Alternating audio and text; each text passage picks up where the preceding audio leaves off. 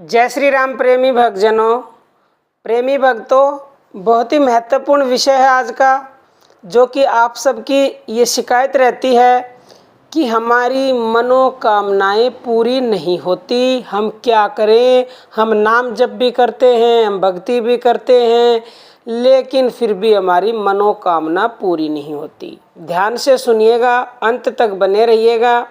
और हमारा दूसरा चैनल है ज्ञानदूत, उसकी वीडियोस देखना चाहते हो तो इसी वीडियो के डिस्क्रिप्शन में लिंक मिलेगी। प्रेमी भक्तों, मनोकामना पूरी ना होने का जो मुख्य कारण है वो ये है कि हमने कभी अपने मन को समझा ही नहीं है। इस मन को हम जानते ही नहीं है। मन हमारा है, उसके बाद भी हम इसे जानते नहीं है ना। कितनी हैरानी की बात, क्योंकि अपनी चीज़ को, अपनी वस्तु को तो सभी जानते हैं, भाई ये हमारा घर है, ये हमारा शरीर है, ये हमारा मन है। तो मन को नहीं जानते और सबको जान लेंगे, हम मन को ही नहीं जानते। और यही कारण है कि ये मनोकामना पूरी नहीं होने देता। अब आप कहेंगे कि मन को कैसे जानेंगे और मन को जानने से हमारी मनोकामनाएं पूरी कैसी होंगी? तो प्रेमी भक्तों देखो, ये मन जो है ना, ये मन हमेशा आगे भागता है। यानी कि जो जीव आत्मा, यानी जो हम हैं, इंसान है, वो तो प्रेजेंट में यानी वर्तमान में जी रहा है और जीना चाहता है, लेकिन मन की आदत है हमेशा फ्यूचर में जीने की, भविष्य में जाने की। वो बार बार फ्यूचर में भागता है।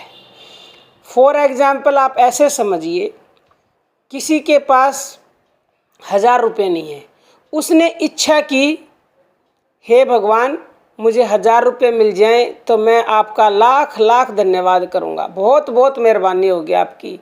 तो 1000 रुपये मिल गए, लेकिन 1000 रुपये आते ही उसकी इच्छा हो गई 10,000 मिल जाएं। यानी मन कहाँ भागा? फिर से आगे फ्यूचर में भागा।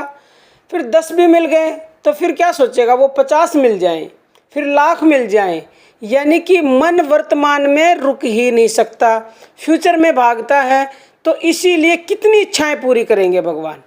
अगर हम वर्तमान में जी रहे हैं तो मन भी अगर वर्तमान में ही रहेगा तो निसंदेह हमारी सारी इच्छाएं पूर्ण होंगी। इच्छाएं ना पूर्ण होने का कारण यही है कि ये जो मन है ये वर्तमान में रुकता नहीं है। ये तो मैंने पैसे का एग्जाम्पल दे के बताया। इसी तरह से मान लो आपको घर की इच्छा है, एक घर है, दूसरे की उससे पहले पैदा हो जाती है, यानी एक इच्छा पूरी हुई नहीं है, उससे पहले नई इच्छा पैदा हो गई। तो अगर फ्यूचर में मन नहीं जाएगा, वर्तमान में ही रहेगा, तो आपकी सारी इच्छाएं पूर्ण होंगी।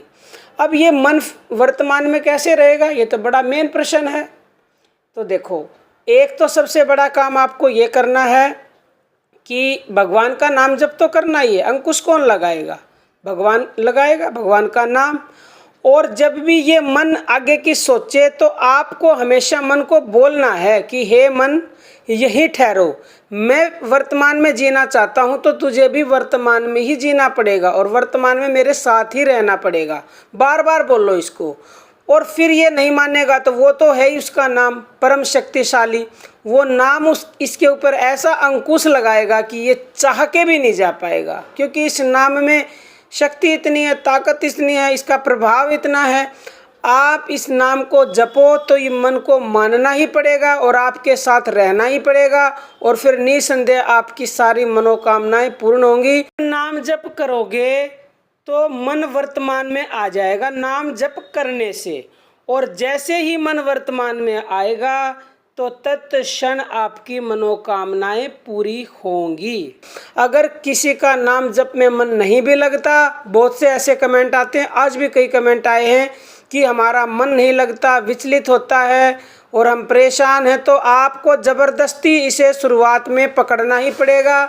शुरुआत में कोई भी काम ज़बरदस्ती ही करना पड़ता है, ना इच्छा होते हुए भी, लेकिन उसके बाद तो आप इसको छोड़ना चाहोगे तो भी ये छूट नहीं सकता, क्योंकि ये आपके अंदर थोड़े से दिनों में जब आपके सारे मन के मैल धुलने लगेंगे, अवगुण मिटने लगेंगे, तो ये आपके अंदर लय होने लगेगा। आपको चैन नहीं पड़ेगा, नाम जप नहीं करोगे तो बेचैनी हो जाएगी।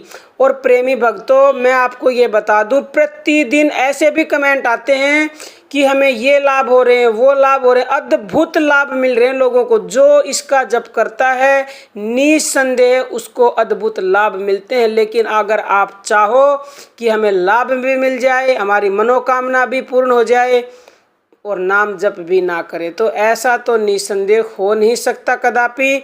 और मनोकामना का अर्थ ही होता है कि मन की कामना, ये मन ही कामना करता है, ये मन ही सब चीज़ों की यानी कि सब रोगों की जड़ है। इस मन को जिस दिन काबू में कर लिया उस दिन समझ लो आपने पूरी दुनिया पर विजय प्राप्त कर ली। और आप ऐसा मत सोचो कि मन काबू में नहीं हो सकता। अभ्यास के द्वारा नाम जप से निसंदेह मन काबू में हो सकता है, ऐसा स्वयं कृष्ण भगवान ने कहा है।